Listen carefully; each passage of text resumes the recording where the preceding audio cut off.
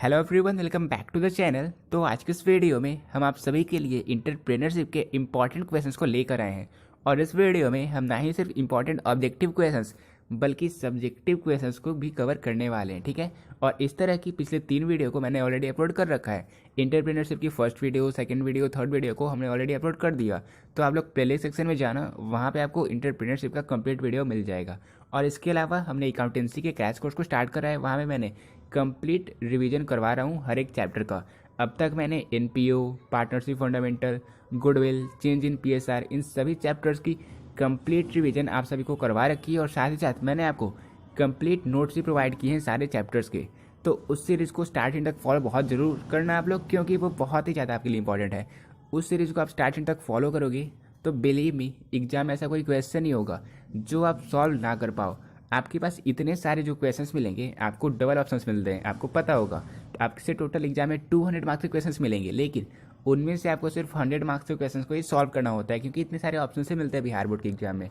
तो इसलिए उस सीरीज़ को स्टार्ट से एंड तक फॉलो करना, ताकि एग्जाम में इतिहास रच कर आओ। एग्जाम में 100 आउट ऑफ 100 मार्क्स के क्वेश्चन को सॉल्व करके लाओ आप अकाउंटेंसी में। और बाकी हम इस सीरीज़ को कंटिन्यू कर ही रहे हैं, और यहाँ पे हम बेसिक से सारी चीज़ों को कवर कर रहे हैं। हम हर एक वीडियो में ऑब्जेक्टिव और सब्जेक्टिव दोनों कवर कर रहे हैं, ठीक है। तो बिना देर की स्टार्ट करते हैं हम इस वीडियो को। हम सबसे पहले देखने वाले हैं ऑब्जेक्टिव क्वेश्चंस को, फिर हम कवर करेंगे शॉर्ट क्वेश्चंस को, ठीक है। तो देखो, क्वेश्चन नंबर फर्स्ट है, निम्न में से कौन सा अवसर का प्रकार है? Which of the following is a kind of opportunities? तो मैंने आपको पिछली वीडियो में बताया था शॉर्ट में कि अपॉर्चुनिटी जो होते हैं वो दो तरह के होते हैं। एक होते हैं existing opportunities in the environment, और एक होता है क्रिएटेड अपॉर्चुनिटी। और मैंने आपको डिटेल में कवर भी करवाया था उस वीडियो में। तो मैं यहाँ पे फिर से उन सारी चीज़ों को बताकर वीडियो को लेंदी नहीं करूँगा, ठीक है। तो देखो, क्वेश्चन नंबर फर्स्ट का आंसर हो जाएगा ऑप्शन नंबर बी, यानी कि created opportunity is a kind of opportunity, यानी कि निर्मित अवसर अवसर के प्रकार होते हैं, ठीक है। तो क्वेश्चन नंबर फर्स्ट का आंसर हो गया ऑप्शन नंबर बी। अब सेकेंड नंबर क्वेश्चन है, सामाजिक ढांचा की रचना होती है, यानी कि social structure is composed of. तो जो हमारा सोशल स्ट्रक्चर होता है, जो सामाजिक ढांचा होता है, वो फंक्शनल डिवीजन ऑफ कम्युनिटी, यानी कि समुदाय के क्रियात्मक विभाजन से होता है। इसकी रचना समुदाय के क्रियात्मक विभाजन से होती है। तो सेकेंड नंबर क्वेश्चन का आंसर हो जाएगा ऑप्शन नंबर सी, ठीक है। अब क्वेश्चन नंबर थर्ड है, बाजार की मांग को निम्न में से क्या कहते हैं? तो देखो, बाजार की मांग यानी कि मार्केट डिमांड को हम डिमांड फोरकास्टिंग के नाम से भी जानते हैं। इसलिए क्वेश्चन नंबर थर्ड का आंसर हो जाएगा ऑप्शन नंबर ए, ठीक है। और ये क्वेश्चन शायद मैंने सैम्पल पेपर फर्स्ट भी करवाया था। और अब देखना, जब मैंने 3 वीडियो को ऑलरेडी अपलोड कर दिया और आप इस वीडियो को देख रहे हो, तो इस वीडियो को कंप्लीट करने के बाद आप खुद से एक बार मॉडल पेपर को ओपन करना, और खुद से ऑफिशियल मॉडल पेपर जो बिहार बोर्ड के द्वारा रिलीज़ किया गया था, उसे हमने टेलीग्राम चैनल पर ऑलरेडी अपलोड कर दिया था उस टाइम। तो आप लोग टेलीग्राम चैनल से ज्वाइन हो जाना और कंप्लीट मॉडल पेपर को खुद से सॉल्व करने की कोशिश करना। वैसे जब हम अपनी सीरीज़ को कवर कर लेंगे, कंप्लीट कर लेंगे, फिर मैं खुद से मॉडल पेपर को आप सभी को सॉल्व करवाने के लिए देने वाला हूँ। मतलब आप खुद से सारे क्वेश्चन को सॉल्व कर दोगे, ठीक है। मैं इस सीरीज़ को कंप्लीट करने के बाद मॉडल पेपर के सॉल्यूशंस को भी अपलोड कर दूंगा। मैं खुद से आपसे सारे क्वेश्चन सॉल्व करवाऊंगा और आप सॉल्व कर भी दोगे इस सीरीज़ को कंप्लीट देखने के बाद, ठीक है। तो क्वेश्चन नंबर थर्ड का आंसर हो गया ऑप्शन नंबर ए, यानी कि मांग की भविष्यवाणी। क्वेश्चन नंबर फोर है, मांग पूर्व अनुमान को किस रूप में जाना जाता है? तो मांग पूर्व अनुमान को हम बाजार मांग भी कहते हैं। इसलिए क्वेश्चन नंबर फोर का आंसर हो जाएगा ऑप्शन नंबर ए। अब क्वेश्चन नंबर फाइव है, निम्न में से किसका उत्पाद या सेवा का चुनाव करते समय ध्यान रखना जरूरी है? यानी कि कौन से फैक्टर को कंसिडर करना पड़ता है जब हम किसी प्रोडक्ट को, किसी सर्विस को सेलेक्ट करते हैं? तो देखो, किसी भी प्रोडक्ट को सिलेक्ट करते टाइम, किसी भी सर्विस को सिलेक्ट करते टाइम हम उसकी कंपटीशन को देख लेते हैं कि कहीं ऐसा ना हो जिस प्रोडक्ट को हम बनाने वाले हैं पहले से ही बहुत सारी इंटरप्राइज उसे बना रहे होंगे, तो ऐसे में हमारा फर्म चल नहीं पाएगा। इसलिए हम कंपटीशन को कंसिडर करते हैं। इसके अलावा कॉस्ट ऑफ प्रोडक्शन को भी कंसिडर करते हैं कि प्रोडक्शन में कितना खर्च होने वाला है, कितना लागत लगने वाला है। और इसके अलावा हम लाभ की संभावना को भी वहाँ पे देख लेते हैं, इसे भी कंसिडर करते हैं। तो 5 नंबर क्वेश्चन का आंसर हो जाएगा ऑप्शन नंबर डी, यानी कि उपरोक्त सभी, ठीक है। फिर अब क्वेश्चन नंबर 6, उपक्रम का चुनाव निर्भर करता है। Selection of an enterprise depend on, यहाँ पे डिमांड नहीं होगा, डिपेंड होगा, टाइपिंग मिस्टेक है, ठीक है। तो सिलेक्शन ऑफ एन एंटरप्राइज, एक एंटरप्राइज, हम किसी एंटरप्राइज को सिलेक्ट करेंगे, ये एक एंटरप्रेन्योर की सेल्फ एबिलिटी पे, उसकी स्वयं की योग्यता पर निर्भर करता है, ना कि एकांकी व्यापार पर, और ना ही राइट ऑफ एंटरप्रेन्योर पे डिपेंड करता है, बल्कि वो एक साहसी का, एक एंटरप्रेन्योर का स्वयं की योग्यता पर, सेल्फ एबिलिटी पर डिपेंड करता है। तो क्वेश्चन नंबर 6 का आंसर हो जाएगा ऑप्शन नंबर सी, ठीक है। और देखो, जो क्वेश्चन मैं आपको करवा रहा हूँ, आप पहले से खुद से सारे क्वेश्चंस को सॉल्व करने की कोशिश करो, समझिए। जब मैं क्वेश्चंस को करवा देता हूँ उसके बाद मैं जो आंसर बताता हूँ तो आप चेक कर लो कि आपने कितने क्वेश्चन को खुद से सही किया। और वीडियो के लास्ट में आप कमेंट सेक्शन में कमेंट किया करो कि आप 28 में से कितने मार्क्स के क्वेश्चन को सॉल्व कर पाए। ठीक है, इस तरीके से मैं और ज़्यादा वीडियोज़ को जल्द से जल्द अपलोड करने की कोशिश करता हूँ। ऐसे मुझे लगता है कि 1 से 2 फ्रेंड्स इस वीडियो को देख रहे हैं और इस कारण ही इकोनॉमिक्स वीडियो ना आ रही है और ना ही वीडियो आ रही है बिजनेस स्टडी के। ठीक है, क्योंकि एंटरप्रेन्योरशिप के और अकाउंटेंसी के स्टूडेंट्स अच्छे से कमेंट भी कर रहे थे, तो इसलिए मैं इस वीडियो को कंटिन्यू कर रहा हूँ, इस सीरीज़ को कंटिन्यू कर रहा हूँ। ठीक है, फिर अब 7 नंबर क्वेश्चन है, व्यवसाय का डैश भी व्यवसाय के प्रारूप को निर्धारित करता है। The dash of business also determine the form of organisation. तो देखो, जो बिजनेस का साइज होता है, जो ऑर्गेनाइजेशन का साइज होता है, वो इस चीज़ को डिटरमाइन करता है, इस चीज़ को निर्धारित करता है कि वो किस तरीके का ऑर्गेनाइजेशन है। इसलिए क्वेश्चन नंबर 7 का आंसर हो जाएगा ऑप्शन नंबर ए, यानी कि the size of business also determine the form of organisation. और 7 नंबर क्वेश्चन आपको समझ में नहीं आया तो आप ये देख लो कि जो सोल ट्रेडिंग होता है उसमें हम कम इन्वेस्टमेंट करते हैं, क्योंकि उसमें एक सिंगल ओनर होता है। लेकिन पार्टनरशिप फर्म में हम सोल ट्रेडिंग के मुकाबले ज़्यादा इन्वेस्टमेंट करते हैं, क्योंकि वहाँ पे 2 से ज़्यादा पार्टनर होते हैं, मिनिमम 2 पार्टनर होते हैं या फिर 2 से ज़्यादा पार्टनर हो सकते हैं। वही कंपनी में बहुत ज़्यादा मेंबर्स होते हैं। इस कारण मैं कह रहा हूँ कि size of an business determine the form of organisation. अगर वो बहुत ही बड़ा ऑर्गेनाइजेशन है तो सिंपल सी बात है वो बहुत बड़ी साइज़ का बिजनेस कर रहा होगा, और अगर वो बहुत ही छोटा ऑर्गेनाइजेशन होगा, अगर वो सोल ट्रेडिंग होगा, तो सिंपल सी बात है उसका एक सिंगल सा ओनर होगा। ठीक है, तो इसलिए size of business determine the form of organisation. Clear है। अब 8 नंबर क्वेश्चन है, dash is a main problem connected with business. तो देखो, बिजनेस में एक जो सबसे मेन प्रॉब्लम होता है जिसके कारण हम सब बिजनेस करने से कतराते हैं, वो होता है रिस्क मैनेजमेंट। इसलिए 8 नंबर क्वेश्चन का आंसर हो जाएगा ऑप्शन नंबर ए। ठीक है, फिर अब क्वेश्चन नंबर 9 है, नियोजन है यानी कि प्लानिंग। तो प्लानिंग किस ओरिएंटेड होता है? तो जो प्लानिंग होता है हमारा, वो object oriented, goods oriented and mental oriented, मतलब मेंटल प्रोसेस, ये तीनों होता है। ऐसा मैं इसलिए कह रहा हूँ क्योंकि हम जब प्लानिंग करते हैं तो अपने गोल को देख लेते हैं। यहाँ पे गुड नहीं होगा, यहाँ पे गोल होगा। ठीक है, टाइपिंग मिस्टेक है लेकिन मैं प्रोनाउंस कर रहा हूँ तो आप लोग समझ जाओ कि मैं कहना क्या चाहता था और यहाँ पे टाइप क्या हो चुका है। ये होगा गोल ओरिएंटेड, मतलब जो भी हम प्लानिंग करते हैं हम गोल को देख कर करते हैं, अपने लक्ष्य को देख कर करते हैं। वही ऑब्जेक्ट ओरिएंटेड होता है, यानी कि जो हमारा उद्देश्य होता है उसको प्राप्त करने के लिए हम प्लानिंग को बनाते हैं। और इसके अलावा ये एक मेंटल प्रोसेस होता है, मतलब प्लानिंग को करने में हमें अपने दिमाग का यूज़ करना पड़ता है, ये इसलिए ये एक मेंटल प्रोसेस होता है। ठीक है, तो 9 नंबर क्वेश्चन का आंसर हो जाएगा ऑप्शन नंबर डी। क्लियर है, इजी क्वेश्चन था ये भी। अब क्वेश्चन नंबर 10 है, नियोजन में शामिल है प्लानिंग इन्वॉल्व्स। तो मैंने आपको पिछली वीडियो में ही बताया था, जब मैंने आपको एक स्टेटमेंट दिया था कि planning is a trap to capture the future, this statement is of. तो ये स्टेटमेंट था एलन का। तो वहाँ पे मैंने आपको बताया था कि planning means what to do, how to do and when to do. इसलिए प्लानिंग में क्या क्या शामिल होता है? प्लानिंग में शामिल होता है क्या करना है, कब करना है और कैसे करना है। तो क्वेश्चन नंबर 10 का आंसर हो जाएगा उपरोक्त सभी, यानी कि ऑल ऑफ दिस। ठीक है, फिर अब 11 नंबर क्वेश्चन है, परियोजना पहचान व्यवहार कराती है, प्रोजेक्ट आइडेंटिफिकेशंस डील विथ। तो project identifications deal with viable product idea, यानी कि व्यवहार परियोजना विचार से परियोजना पहचान व्यवहार कराती है। तो 11 नंबर क्वेश्चन का आंसर हो जाएगा ऑप्शन नंबर ए, यानी कि जो हमारा प्रोजेक्ट आइडेंटिफिकेशन है वो वायबल प्रोडक्ट आइडिया से डिटरमाइन करती है, डील करती है। अब क्वेश्चन नंबर 12 है, उपकरणों के प्रमाणीकरण में कमी होती है, यानी कि इक्विपमेंट के स्टैंडर्डाइजेशन में कमी किस कारण होती है? बाहरी बाधाओं के कारण, एक्सटर्नल कॉस्ट के कारण इक्विपमेंट के स्टैंडर्डाइजेशन में कमी होती है। तो क्वेश्चन नंबर 12 का आंसर हो जाएगा ऑप्शन नंबर बी। ठीक है, फिर अब 30 नंबर क्वेश्चन है, परियोजना निम्न से संबंधित नहीं होती। तो जो परियोजना होती है वो नवप्रवर्तन यानी कि इनोवेशन, कल्पना शक्ति और जोखिम, इन तीनों से संबंधित होती है, लेकिन सृजनता से यानी कि क्रिएटिवनेस से संबंधित नहीं होती। तो क्वेश्चन नंबर 13 का आंसर हो जाएगा ऑप्शन नंबर डी। अब क्वेश्चन नंबर 14 है, तकनीकी आर्थिक विश्लेषण में पहचान किया जाता है। तो देखो, टेक्निकल एनालिसिस में मांग की संभावना यानी कि डिमांड की पोटेंशियल को पहचाना जाता है, कैलकुलेट किया जाता है। तो 14 नंबर क्वेश्चन का आंसर हो जाएगा ऑप्शन नंबर बी। ठीक है, फिर अब क्वेश्चन नंबर 15 है, निवेश विश्लेषण संबंधित है, यानी कि इनपुट एनालिसिस डील्स विद।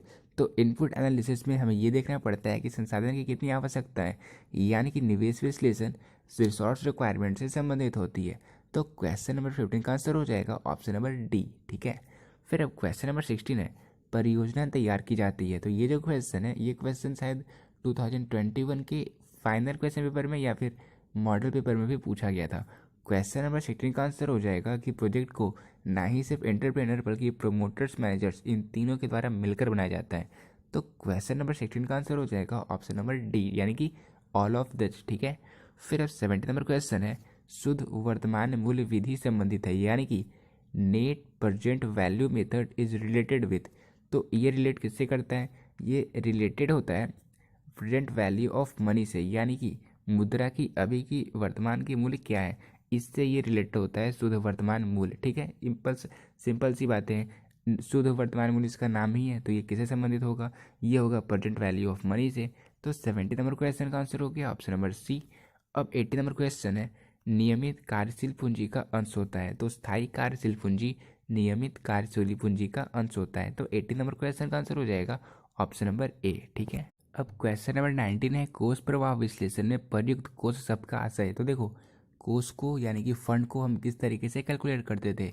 हम करेंट एसेट में माइनस कर देते थे करेंट लायबिलिटी को, तो हमारा फंड निकल कर आ जाता था। इसलिए क्वेश्चन नंबर 19 का आंसर होगा चालू संपत्तियों का चालू दायित्व पर आधिक्य, यानी कि जो करेंट एसेट होता है, करेंट लायबिलिटी पर करेंट एसेट का आधिक्य को, इसका एक्सेस को हम फंड कहते थे। तो the term fund as used in fund flow analysis mean excess current asset over current liability. ठीक है, सिंपल सा क्वेश्चन था, हमने कवर कर लिया।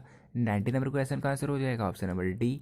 अब 20 नंबर क्वेश्चन है, नकद क्रय के कारण स्थायी संपत्ति में वृद्धि है, यानी कि increase in fixed asset due to cash purchases. तो कैश परचेज से जो हमारा फिक्स्ड एसेट में बढ़ोतरी हुआ, वो किसका एग्जाम्पल है? वो एग्जाम्पल है एप्लीकेशन ऑफ फंड का।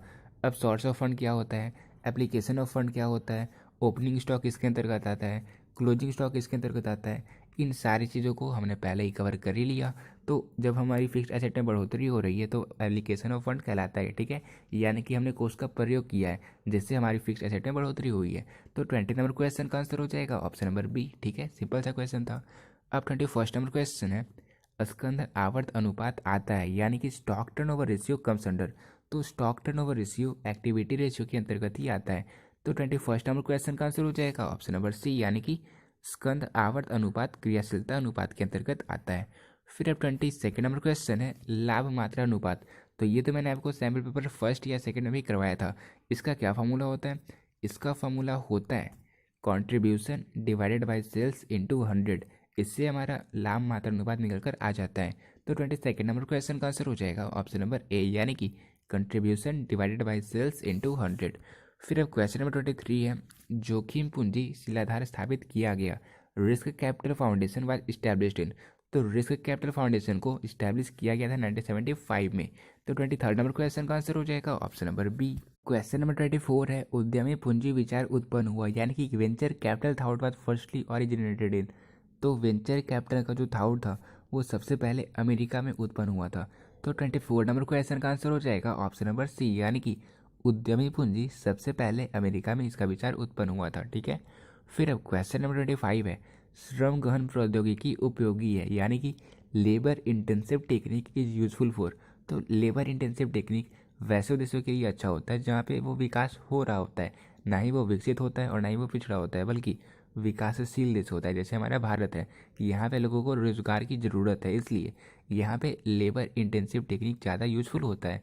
तो 25 नंबर क्वेश्चन का आंसर हो जाएगा ऑप्शन नंबर ए, यानी कि डेवलपिंग कंट्री के लिए लेबर इंटेंसिव टेक्निक यूजफुल होता है।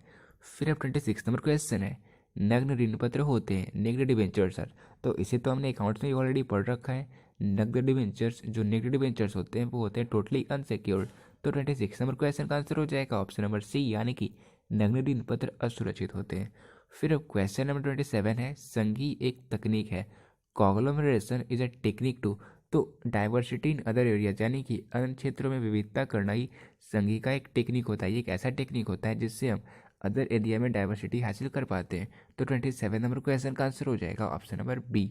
फिर अब 28 नंबर क्वेश्चन है, बाजार बेधन में, यानी कि अंडर मार्केट पेनिट्रेशन। तो मार्केट पेनिट्रेशन में हम कैश सेल करते हैं। ठीक है, जैसे कोई स्कूटर है तो उसे हम कैश में सेल कर देते हैं। जैसे देखो, आप एग्जाम्पल मैं आपको बता रहा हूँ कि अगर मान लो कोई एसेट है, कोई स्कूटर है, तो उसे अगर हमने कैश में सेल कर दिया तो वो होता है मार्केट पेनिट्रेशन में। तो 28 नंबर क्वेश्चन का एग्जाम्पल जो है option number C, an asset scooter is sold for cash, ये आता है अंडर मार्केट पेनिट्रेशन। इसके अलावा आप बाकी के एग्जाम्पल को देखो, जैसे scooter is exchange for another, तो यहाँ पे कैश का यूज नहीं हुआ। इसके अलावा नेक्स्ट ऑप्शन है an old asset scooter is exchange for new, तो यहाँ पे भी कैश का यूज नहीं हुआ। कैश का यूज कहाँ पे हुआ? कैश पे हमने कब बेचा? जब हम मार्केट पेनिट्रेशन में स्कूटर को बेचते हैं तो हमें कैश मिलता है, ठीक है। तो 28 नंबर क्वेश्चन का आंसर हो गया ऑप्शन नंबर सी।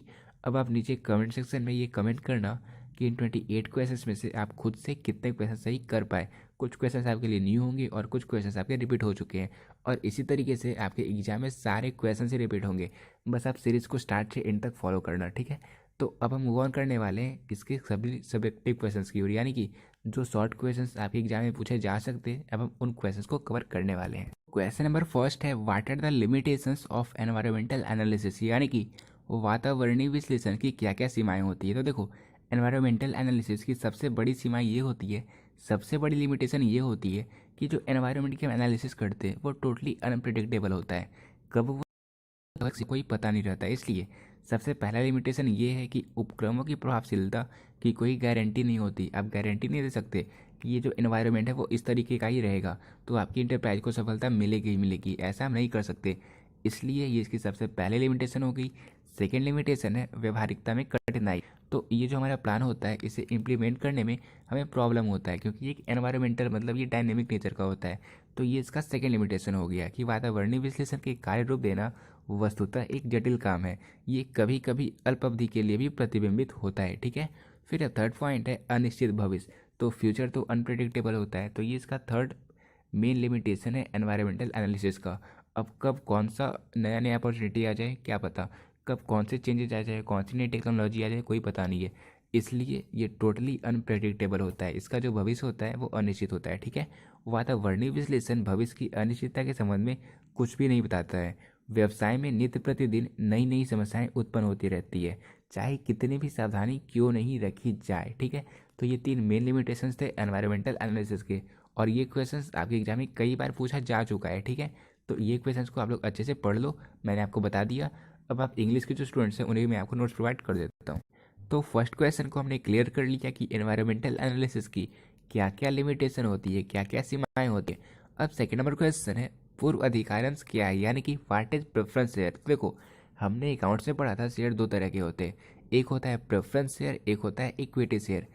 प्रेफरेंस शेयर को इक्विटी शेयर होल्डर से पहले प्रेफरेंस शेयर होल्डर्स को इक्विटी शेयर होल्डर से पहले डिविडेंड पे कर दिया जाता है एक फिक्स्ड रेट ऑफ इंटरेस्ट पे, लेकिन इसके बाद इक्विटी शेयर होल्डर्स को डिविडेंड पे किया जाता है, ठीक है।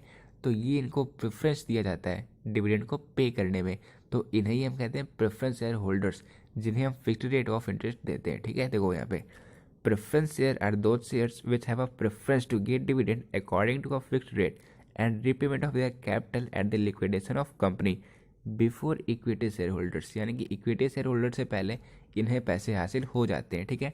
तो ये क्वेश्चन नंबर सेकेंड था कि प्रेफरेंस शेयर क्या होता है।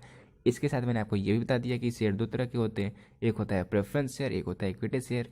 तो अब हम देखने वाले हैं क्वेश्चन नंबर थर्ड को। अब क्वेश्चन नंबर थर्ड है what do you mean by window dressing, यानी कि खिड़की प्रदर्शन से आप क्या समझते हैं। तो देखो, जो कंपनी वाले होते हैं कभी कभी वे क्या करते हैं, अपने फाइनेंशियल स्टेटमेंट को ज़्यादा अट्रैक्टिव करने के लिए, ज़्यादा लुभावने दिखाने के लिए वो प्रॉफिट को बढ़ा चढ़ा कर दिखाते हैं, और ऐसा वो इसलिए करते हैं ताकि इन्वेस्टर को वो अपनी ओर अट्रैक्ट कर पाए। तो ये जो इलीगल मेथड होता है, ये जो इलीगल कार्य होता है, डिसऑनेस्ट कार्य होता है कंपनी के द्वारा अपने फाइनेंशियल स्टेटमेंट को बढ़ा चढ़ा कर दिखाना, अपने प्रॉफिट को बढ़ा चढ़ा कर दिखाना, ताकि इन्वेस्टर्स को वो अट्रैक्ट कर पाए, यही कहलाता है विंडो ड्रेसिंग। क्योंकि सिंपल सी बात है, इन्वेस्टर जब अट्रैक्ट होंगे तो वो ज़्यादा पैसे इन्वेस्ट करेंगे, जिससे उस कंपनी को ज़्यादा प्रॉफिट होगा। तो इस कारण वो विंडो ड्रेसिंग आमतौर पर किया करते हैं, ठीक है। तो विंडो ड्रेसिंग क्या कहते हैं ये क्लियर हो गया। अब इन सारे पॉइंट्स को आप पढ़ सकते हो, एग्जाम आंसर इस तरीके से कर सकते हो, ठीक है। अब क्वेश्चन नंबर 4 है डिफाइन टेक्नोलॉजी, यानी कि प्रौद्योगिकी को परिभाषित कीजिए। तो देखो, बिल्कुल ही सिंपल टर्म में अगर वो बताऊँ आपको, तो टेक्नोलॉजी का मतलब ये होता है कि जो बिजनेस की एक्टिविटी होती है उन्हें हम साइंटिफिक मेथड से सॉल्व करें, ये कहलाता है टेक्नोलॉजी, ठीक है। बाकी आप एग्जाम में किस तरीके से आंसर कर सकते हो तो आप यहाँ पे देख सकते हो, 3 से 4 लाइन में एग्जाम में आंसर कर सकते हो, ठीक है। टेक्नोलॉजी में आपको सिंपल टर्म्स में ये बता दिया कि जितने भी मैनेजरियल एक्टिविटी होते हैं, जितने भी बिजनेस की एक्टिविटी होते हैं, उन सभी को साइंटिफिक तरीके से करना, साइंटिफिक तरीके से उन कार्य को कंप्लीट करना कहलाता है टेक्नोलॉजी, ठीक है। क्लियर हो गया ये क्वेश्चन। अब हम देखने वाले हैं क्वेश्चन नंबर 5। तो अब क्वेश्चन नंबर 5 है, प्रबंध कला और विज्ञान दोनों है, कैसे? तो management is both art as well as science, how? तो देखो, हमने प्रिंसिपल्स ऑफ मैनेजमेंट पढ़ा था।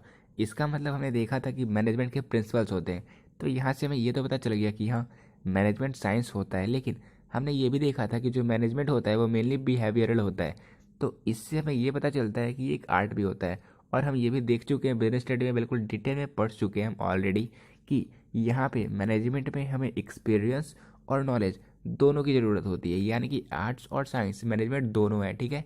यहाँ पे हमें एक्सपीरियंस और नॉलेज दोनों की ज़रूरत पड़ती है, इसलिए मैनेजमेंट को आर्ट एंड साइंस दोनों कहा जाता है। और ये क्वेश्चन आपके ऑब्जेक्टिव में, तो या तो ऑब्जेक्टिव में बिजनेस स्टडी में, या तो आपके एंटरप्रेन्योरशिप के पेपर में पूछा जाता ही जाता है, ठीक है। तो क्वेश्चन नंबर 5 भी क्लियर हो गया। अब हम देखने वाले हैं क्वेश्चन नंबर 6 को।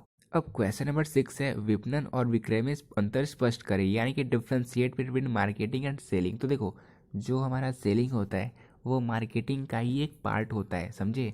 यानी कि मार्केटिंग जो हमारा होता है वो बिल्कुल प्रोडक्शन से ही स्टार्ट होता है, और जब तक उस प्रोडक्ट को आप अपने फाइनल कस्टमर तक ना पहुंचा दो और वो कस्टमर सेटिस्फाई ना हो जाए, तब तक के प्रोसेस को हम मार्केटिंग कहते हैं। लेकिन सेलिंग का मतलब बस इतना हुआ कि जब प्रोडक्ट बनकर तैयार हो गया तो उसे मैंने सेल कर दिया, बस इतना ही काम करना होता है सेलिंग में। और जो सेलिंग होता है, मैंने आपको पहले बता दिया कि ये मार्केटिंग का ही पार्ट होता है, ठीक है। तो देखो, पहला पॉइंट है उद्देश्य। तो विपणन का उद्देश्य ग्राहकों को संतुष्टि प्रदान कर लाभ अर्जित करने से है, यानी कि ये कस्टमर की सेटिस्फैक्शन तक ये जो प्रोसेस होता है वो गुजरता है। कौन सा प्रोसेस? मार्केटिंग का प्रोसेस। लेकिन जो विक्रय होता है, इसका ऑब्जेक्टिव क्या होता है? इसका ऑब्जेक्टिव बस वस्तु तथा सेवाओं का अधिकतम विक्रय करना होता है, सेल करना होता है, ठीक है। तो ये पहला डिफरेंस हो गया इस बेसिस पे, ऑब्जेक्टिव के बेसिस पे। फिर अब सेकंड डिफरेंस है क्षेत्र। तो विपणन बहुत ही ज़्यादा व्यापक होता है, मतलब ये जो है बहुत ही ज़्यादा बड़ा चीज़ होता है, बड़ा प्रोसेस होता है, क्योंकि यहाँ पे इसमें सेलिंग का जो प्रोसेस है वो भी आता है। लेकिन सेलिंग बहुत ही छोटा प्रोसेस होता है, और यहाँ पे ये जो सेलिंग होता है ये मार्केटिंग के अंतर्गत ही आता है। इसलिए जो मार्केटिंग होता है वो बहुत ही ब्रॉड कॉन्सेप्ट होता है, और जो हमारा सेलिंग हो गया वो बहुत ही छोटा कॉन्सेप्ट होता है, ठीक है। फिर अब थर्ड पॉइंट है प्रारंभ। तो विपणन का प्रारंभ वस्तु के निर्माण के विचार के साथ ही हो जाता है, मतलब प्रोडक्शन अभी स्टार्ट भी ना हुआ उस टाइम से ही हम मार्केटिंग स्टार्ट कर देते हैं, इसका प्रोसेस स्टार्ट हो जाता है। लेकिन जो हमारा सेलिंग होता है वो वस्तुओं के उत्पादन के बाद किया जाता है, ठीक है। सेल तो हम तभी करेंगे ना जब हमारा प्रोडक्ट बनकर तैयार होगा। तो इसलिए जो हमारा सेलिंग होता है वो वस्तुओं के उत्पादन के पश्चात होता है। इसके अलावा पॉइंट नंबर 4 है अंत। तो इसका एंड कब होता है? तो जब कस्टमर सेटिस्फाई हो जाता है, फाइनल प्रोसेस तक ये जाता है, इसे हम कहते हैं मार्केटिंग, यानी कि इसका अंत ग्राहकों की संतुष्टि के बाद होता है। लेकिन जो हमारा विक्रय होता है इसका अंत विक्रय होने के बाद हो जाता है, यानी कि हमने सामान को सेल कर दिया तो सेलिंग का प्रोसेस खत्म, ठीक है। तो ये सारे डिफरेंस होते हैं मार्केटिंग और सेलिंग के बीच, ठीक है। इन सारे पॉइंट्स को आप नोट भी कर सकते हो। अब क्वेश्चन नंबर 7 है, अल्पकालीन वित्त के साधन क्या है, यानी कि what are the source of short term finance. तो शॉर्ट टर्म फाइनेंस के, लॉन्ग टर्म फाइनेंस के, मिडिल टर्म फाइनेंस के, इनके क्या क्या सोर्स होते हैं ये आपको पता होगा, नहीं पता तो अभी मैं आपको बता देता हूँ। देखो, शॉर्ट टर्म फाइनेंस के अगर हम बैंकिंग सोर्स के बारे में और नॉन बैंकिंग सोर्स के बारे में बात करें, तो बैंकिंग सोर्स में जो सबसे पहला होता है वो होता है सिक्योर्ड लोन, यानी कि सुरक्षित ऋण। इसके बाद होता है बैंक ओवरड्राफ्ट, यानी कि बैंक अधिविक्त। और इसके बाद आता है असुरक्षित लोन और बिलों पर कटौती। और जो गैर बैंकिंग साधन होते हैं, जो नॉन बैंकिंग सोर्सेज होते हैं, वो होता है व्यापारिक ऋण, खुला खाता, जन निक्षेप, बकाया दायित्व, कम समय के लिए ऋण और प्रतिज्ञा पत्र एवं हुंडी। ये सारे सोर्स होते हैं शॉर्ट टर्म लोन के, ठीक है। तो शॉर्ट टर्म लोन के क्या क्या सोर्स होते हैं? सबसे पहले हमने कवर किया बैंक सोर्स। बैंक सोर्स में हमने देखा secured loan, bank overdraft, unsecured loan and discounting bill. And then हमने कवर किया नॉन बैंकिंग सोर्स, और नॉन बैंकिंग सोर्स में हमने कवर किया trade loan, open account, public deposit, outstanding liability, short term loan, promissory notes and होल्डेज। ये सारे जो सोर्सेज होते हैं ये सारे शॉर्ट टर्म लोन के सोर्सेज होते हैं, ठीक है। तो हमने बैंकिंग सोर्सेज और नॉन बैंकिंग सोर्सेज दोनों को कवर किया। इस तरीके से एग्जाम में आप आंसर करोगे तो आपके 2 मार्क्स सिक्योर हो ही जाएंगे शॉर्ट टाइप क्वेश्चंस में, ठीक है। तो आज की ये वीडियो में इतना ही। मिलते हैं अपनी नेक्स्ट वीडियो में एक नए सैम्पल पेपर के साथ। और इस वीडियो को आप जल्द से जल्द सारे क्वेश्चंस को रिवाइज कर लेना, और इसके बाद आप लोग एक बार मॉडल पेपर के क्वेश्चंस को खुद से सॉल्व करने की कोशिश जरूर करना, ठीक है। और आके आप ये कमेंट करना कि आपको ये वीडियो कैसा लगा। मिलते हैं अपनी नेक्स्ट वीडियो में, तब तक के लिए बेस्ट।